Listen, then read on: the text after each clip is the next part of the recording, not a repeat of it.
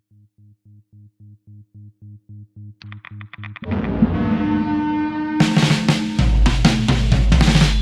saw what I saw! I saw what I saw, but no one believes me.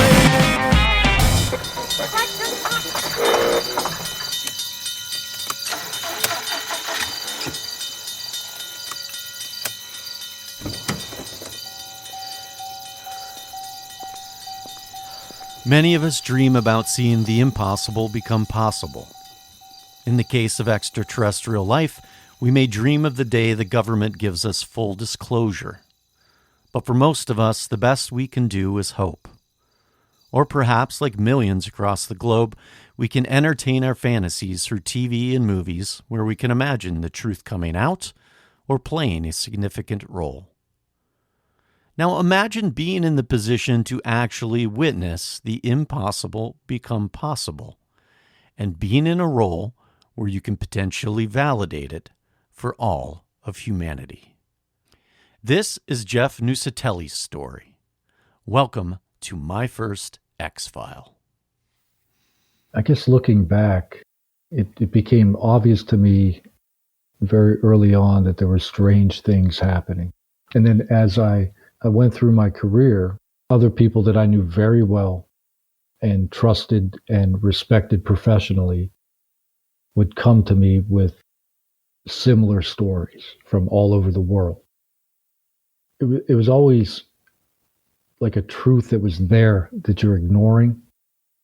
And then Vandeberg really changed everything because it all came crashing in and became very, very like real in a very real way. So yeah, back in 2003, I was stationed at Vandeberg Airforce Base. So I was a security forces member, police officer in the Air Force, and at the time I was assigned to Bravo flight, so I was in a leadership position. I was responsible for up to 60 people. The war was in full swing. We were all exhausted. We'd been working nonstop for a couple of years, and I just remember being so excited and focused and interested in finding out all the details, because it was confirmation that the impossible is possible. Yeah, by this time, I've got years and years worth of all kind of strangeness and interesting cases. It was sort of like a dream come true happening in real time. Because, I've always been interested in sci-fi. I'd always dreamed of, being like a Fox Mulder on the X-Files, like getting into the FBI or the CIA and getting into a program to find out what's really going on. And I was kind of having a moment like that, like I'm finding out what's really going on, like I'm getting disclosure and verification in real time. That's what kept running through my brain. And I had the background with my family and their encounters. Be britches anymore.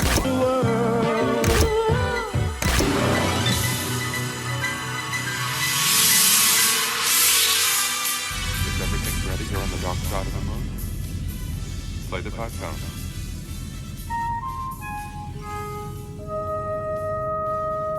I remember my grandmother had HBO back then, and we didn't have it. We lived in the country. She watched Close Encounters of the Third Kind with me, and she was telling me that is real. My grandmother on my mother's side, she was like a truancy officer in Pittsburgh back in the early 60s or late 50s. And she had a story about UFO encounter. It was at Presque Isle, Lake Erie, 1968 or around that time period.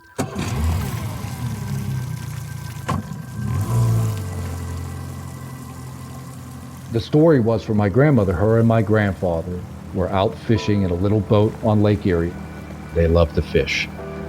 They were coming in from the bay. This is on the south end of Lake Erie. Getting dark, and my grandmother and grandfather saw this craft fly in, past the lighthouse, and then land on the beach. And they were like amazed. They don't know what this thing is. It looks like a saucer. They get into the shore, By this point, it's dark. My grandfather refused to go check it out. They go back to their hotel. And in the morning, my grandmother makes my grandfather drive her to where they think it landed. And they found an area where there were depressions in the ground. And according to my grandmother, there were parts of the beach that had been turned to glass. And that was all they saw. Apparently, the police were involved. I think the FBI was involved. All the big national papers picked it up. There were multiple witnesses. Now, my grandfather has served in the Navy during World War II. He was intimately familiar with aircraft. He was in the Battle of Sicily. I have his war journal. He's talking about radio-controlled bombs, and they were attacked by bombers. And he's got experience, right? So that became like part of the UFO lore. First encounter, Incident 1. Yeah, well, I had a statement that I had written, and I think I had the blotter entry. This would have been from 1993 or 94, right when I joined, and I had gotten to Japan. So I finished up all my training. I got stationed in Japan, and I was the internal security guard at the 3rd Space Tracking Site in Japan. The 3rd Space Surveillance Squadron, located at Misawa Air Base in Misawa, Japan, conducts deep space surveillance. The mission of the 3rd SSS is to detect, track, identify and catalog man-made objects orbiting Earth. Misawa Air Base is home to the Japan Air Self-Defense Force, the U.S. Air Force, and the U.S. Navy. It is located on the northern part of the island of Honshu, Japan. At that stage in your career, you're in that career field, you're in self-preservation mode. You're trying to adapt. It's a highly structured, very serious environment. On the security end of things, mistakes are just not tolerated, especially when you're young and you're trying to prove yourself and you're under like intense scrutiny. My job was just to patrol the internal fence line. It was late at night, and I had gone up to the entry control point. Me and 3 other people were standing around, talking, taking a break. And we were looking into the area, and it's this large, multi-acre area with buildings and these gigantic radome fields. A radome is a big ball with an antenna dish. They're enormous, bigger than a house. And we were looking into the radome field, just talking, and we saw this orb appear like 50 feet away, low to the ground, this blue basketball-sized light, perfectly round, and it just arced through the air, went in like a rainbow arc, and vanished right before it hit the ground. We all looked at each other, and I was like, "Did you see that?" And they're like, "Yeah, what was that, a flare?" And I'm like, "I don't think that was a flare." We had this brief conversation. We looked around, and we were all new, and we kind of freaked out because we thought they were pulling an exercise on us. And they used to do that constantly. You'd be out in your truck, and all of a sudden alarms would go off, and your supervisor would be running around in cami paint on top of your truck. "I got in your area." So, we were like, we better call it in. So I called it in over the radio and said something to the effect like, "Be advised, we saw a blue in color flare orb inside the area." And then boom, this big security response gets triggered. And now I'm like, oh my God. And I remember thinking, as soon as the words came out of my mouth and I said it might have been a flare, my brain was like, that was no flare. Second encounter, high strangeness. Japan, 1994 timeframe. So my wife and her friend come to my dorm room. We're hanging out. They bring a camera. They take a bunch of pictures. And then we go out for the day. We have fun, go out for the evening. A couple days later, my girlfriend, my now wife, she comes to visit me again. And she's got the pictures that they developed. She pulls them out and she's showing me and my friend Joe, because we were roommates. And in the pictures, my wife and I and Makiko, and behind us is our TV set. And on the TV set is Makiko's dead grandmother. She's in multiple pictures from multiple angles, and every time that the TV is in a frame, there's her grandma. And it was a disposable camera, and it had been brand new. They had opened it in the room. They decided to burn the pictures, so they burned them. They burned them because of a superstition, because it was too upsetting? Yeah, the combination of both. Sometime after, I usually had 3-day breaks. So I'd work 3 days on, 3 days off, 3 days on, 3 days off. So every 3-day break, we'd get up and we'd drive and go on an adventure to some mountain shrine or some hot spring.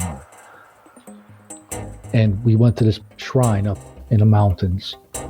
There's all these tall pine trees. It was just beautiful. I had this very particular feeling that I was being watched. It was a comforting feeling. We go to the shrine, and she kept telling me, get up on the shrine, I'll take pictures. I remember thinking, I don't want to take pictures of the shrine. Like, no pictures here. But she took the pictures. We got them developed. In almost every picture, there are these bars of light wrapping around my body. So at first we're like, there's all kind of screw-ups.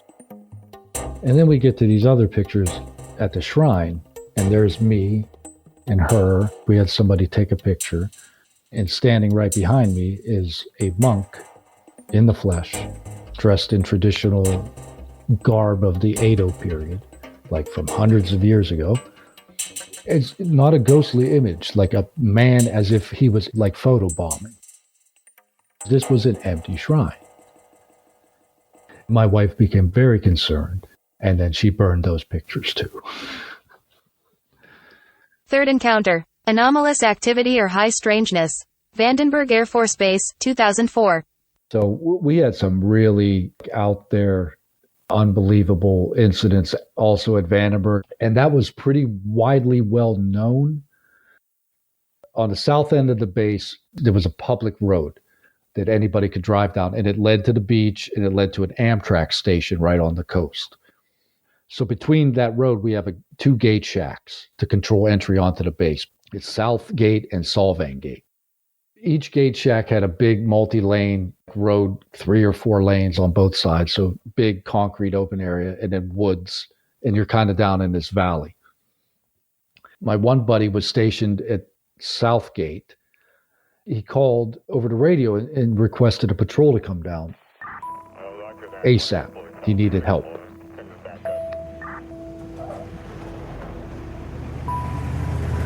So I went down there. I get to the gate shack. They had these big steel light poles that were 8 inches or 10 inches in diameter, and they were like 40 feet high, and they had, like an umbrella light on them. He tells me the one in front of the gate shack, just out of nowhere, will start moving on its own, and none of the other ones are moving. And he said, this has been going on all night. It'll stop on a dime, and then it'll start rocking. It's making all this noise, and it's freaking him out. So as he's telling me this, it starts to happen. But you're thinking rationally. There's train tracks, there's seismic activity, there's all these things. We're trying to figure it out. And as we're talking through this, 2 other light poles on different ends start to do it. But there's other light poles that aren't doing it. So some light poles in this field are there, rock, and it's actually terrifying because you're like, what is going on? Like, why is that one like an earthquake and that one's not moving at all, and they're only 15 feet apart? And that phenomenon occurred at least 5 or 6 other people that I know well, and I observed it multiple times, and we were never able to come up with an explanation for why it was happening.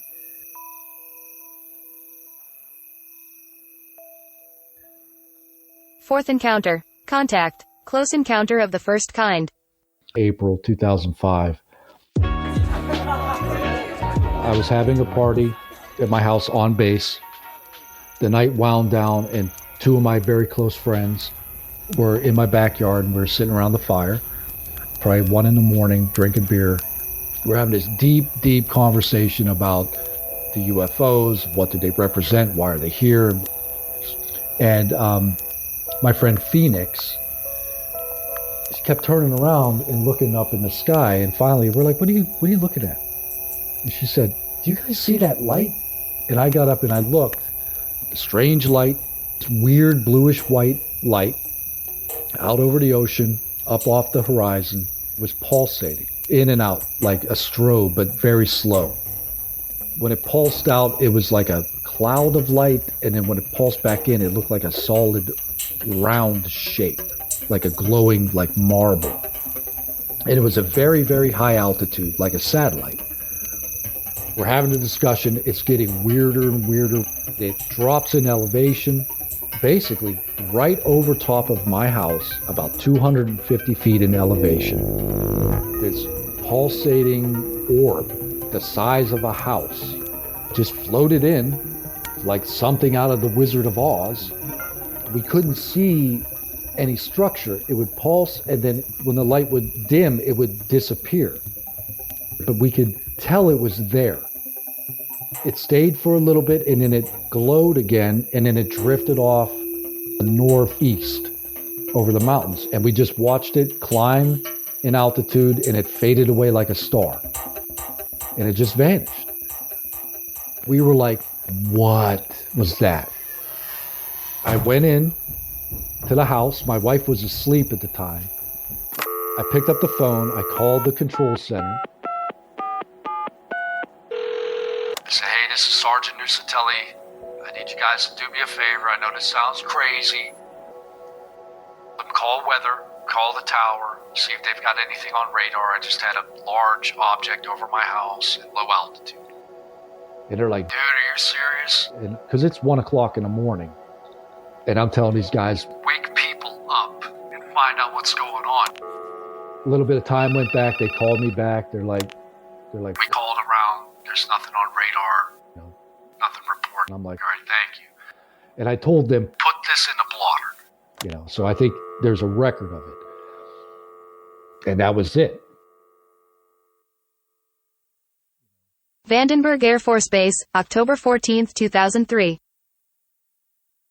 There was no dilemma as far as me worried about my reputation at that point. I wasn't worried about being ridiculed. That's because at that point I was pretty well established professionally. I was pretty well known. I was confident that no one would, try to paint me as some kind of lunatic or somebody making up stories. At this point, I didn't have any of that stress to worry about.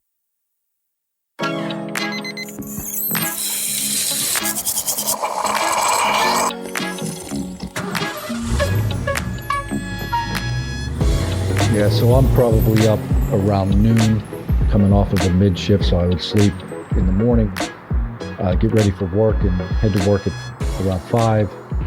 Started like any other day. I grabbed my gear, drove to work, and when I pulled into the squadron parking lot, I noticed there was this big crowd at the smoke pit.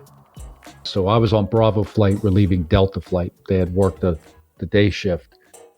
And they all started to point at me, and they're like, oh, there's Jeff. They were excited. I parked my truck, and I head over to the smoke pit, and all at once, everybody starts to tell me that they had this real-world UFO event that happened on the base that morning at 08:45 hours.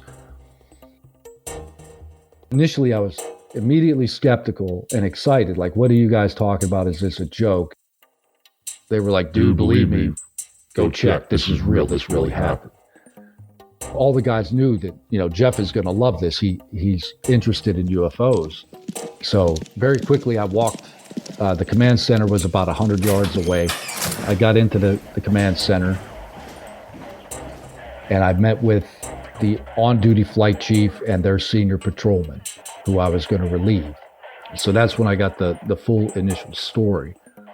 So I'm getting the briefing from the two guys that actually responded out there, and the story is 3 Boeing contractors are working on Launch Facility 21 and Launch Facility 10. These are 2 launch facilities on the north end of the base. at 8:45, they called range control. It's an operations center for all the different launch pads. And these contractors reported that there was this gigantic red square floating over the launch pad, making absolutely no noise. They observed it for quite some time. The one primary witness called the other from Facility 21. He called the guys at Launch Facility 10 and on the landline and said, "Hey, are you guys seeing this? Come outside and look." And then they came out. So they saw the object from two different locations. And then they finally observed it for a while, and then they called it into their range control.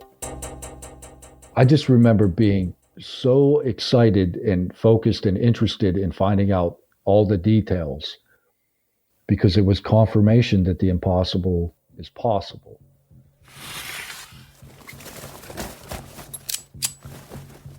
So I went to the armory and I grabbed night vision goggles, a thermal imager, some binocs. Everybody was talking about it, so the rumor was spreading. Bravo flight came on shift. We had guard mount. Flight chief briefed the incident.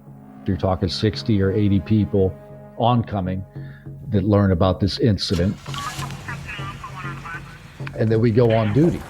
We disperse all over the base. We do shift change. Now we're securing all the launch pads and all the other resources. And me and my team are out on patrol. I spent most of the day driving around looking up in the sky, hoping to see one. Sometime around the evening, I was out near the ocean looking at the sky, and I just felt this overwhelming sense of anxiety. I felt like I was being watched. And then I had a moment of clarity, and I'm like, okay, if these things show up out here, I'm alone.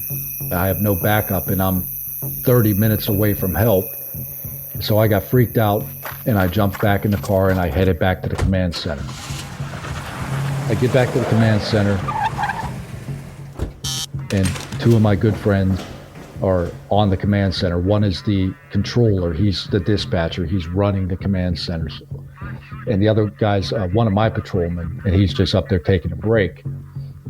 Suddenly, this radio transmission comes in over the net, and it's from the security patrols out at Slick 4, which is Space Launch Facility number 4, the south end of the base. And that's one of our largest launch facility. It's designed to put up the biggest rockets we have. So they called in and they said, "Be advised, we have a strange light over the ocean above the horizon, and it's moving erratically, acting strange." My buddy Brandon, the dispatcher, tells him, "Roger that. Keep a visual on it. He alerts all of our posts and patrols. Be on the lookout." And then in the next few minutes, the radio transmissions start coming in more frequently. They said, "The object is moving very strangely now. It seems to be getting closer." and then the radio transmissions just go haywire, and people are screaming. And they're saying, the thing is coming right near us, it's coming right at us, and now it's right here. We all looked at each other, and I said, I'm going. Everything ramped up. So I jumped in my car and I responded. As I was heading out there, my heart is pounding because I'm hearing my friends screaming over the radio that there's a UFO right over top of them, and they're screaming. And the radio transmissions just go haywire.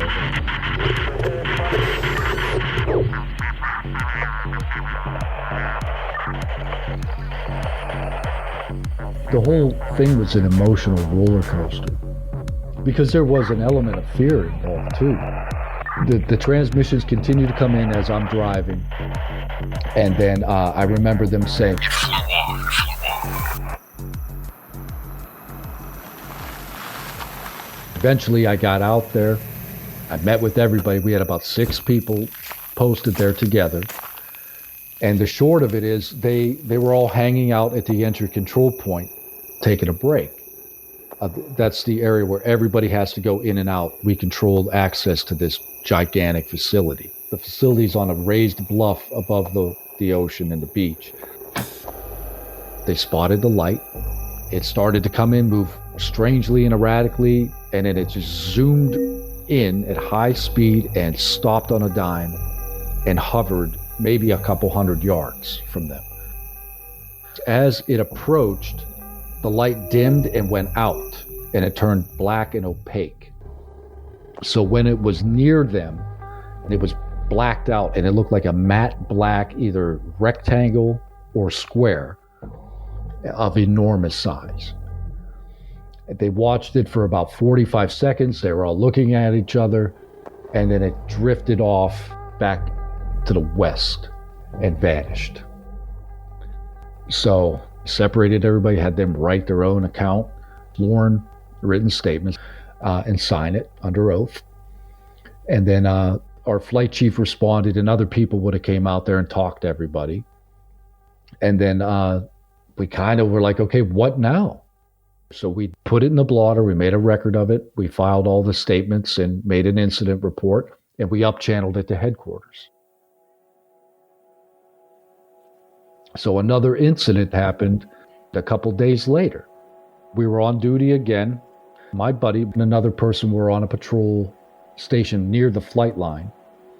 The flight line at Vandeberg, I think it's the third largest flight line in the world. It's like 5 miles long, but it's empty. There are no aircraft other than helicopters. So we had this enormous runway with no aircraft assigned, no aircraft inbound or outbound. The airfield is shut down, non-operational, and the tower is shut down. There's nobody on duty because there's nothing going on. The security patrol, again, they see a strange light over the ocean in the west. They watch it for a while. It starts to behave strangely, move erratically. They call it in. As this is unfolding, the light approaches the base, comes down in elevation, and then the light goes out, probably around 30 feet off the ground. Whatever this light was came in and either landed on the runway or hovered right over it, because they were viewing the runway from behind a tree line, and the object went below the trees. And then there was a response that I was not involved in. Allegedly, then that object just shot off, vanished. And then the people that responded to it were debriefed by Airforce Office of Special Investigation. So one of the witnesses I'm friends with that called that encounter in had a very uncomfortable interview with Air Force OSI afterward. And he was made to feel like he had seen something he shouldn't. He might have done something wrong and he might be in trouble. So directly after that meeting, he drove to my house because I was his direct supervisor. I was his boss. And he came to me and said, dude, you know the thing that happened the other night? I said, yeah. He said, they called me in, scared the shit out of me. And then after that, we kind of started being more careful about what we were calling in, who we were talking to. So to give some context, the National Missile Defense Project, it was a national project of critical importance. The government invested just insane amounts of money into this project. So Vandenberg had presidential scrutiny. So for example, some of the launches that we did, they were some of the most important launches in like 25 or 30 years. The president would be watching the launch in real time from Washington. But even without that, the resources at Vandenberg, I can't get into too many details, but there's classifications of resources, right? And at the highest level of classification are nuclear weapons and things related to nuclear security. We had resources at Vandenberg of that classification.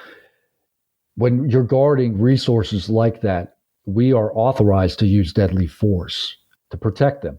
Like if somebody tries to enter one of these facilities, we're allowed to kill them, and we're expected to. After the initial investigation, where I had gone out and talked to the witnesses and got the statements, everything after that was just purely my own curiosity. What I was really doing at that point is I was investigating for me. I was just like hungry for any detail I could get. the incident had been taken seriously. It wasn't like it had been blown off and nobody believed it. Everybody believed it, and it was treated seriously and up-channeled. Behind the scenes, OSI and whoever else is going to be involved is doing their thing. They're looking at whatever data that I don't have access to, radar tracks or whatever. But I was more interested in what other people like me had seen. That's the kind of data I was after. And purely just because I was trying to figure out what's going on. What was the thing? Why was it here? Maybe somebody has one bit of information that will shed light on why this is happening. I really at that time felt that nobody knew what to do. Honestly, we ran it up the chain and it's like, what do we do? What do you do? Stop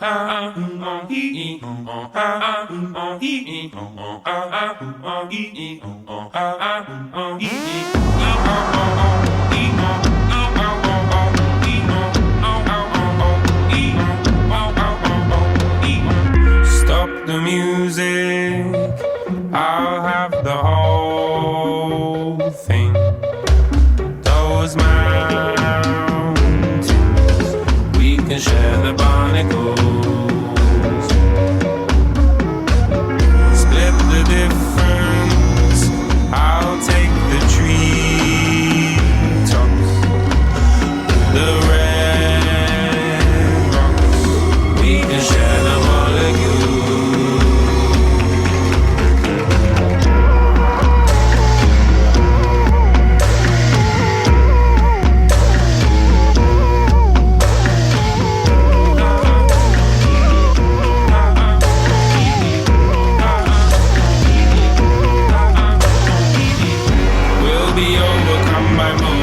The dawning of the day will be overrun by madness like the darling buds of May. Will be overcome by morning and the dawning of the day will be overrun by madness like the darling buds of May. Stop the dancing, we'll share the whole pie. The night sky, and we can share the particles. Ask the question, you'll find the whole thing. Those mountains, just listen, they'll be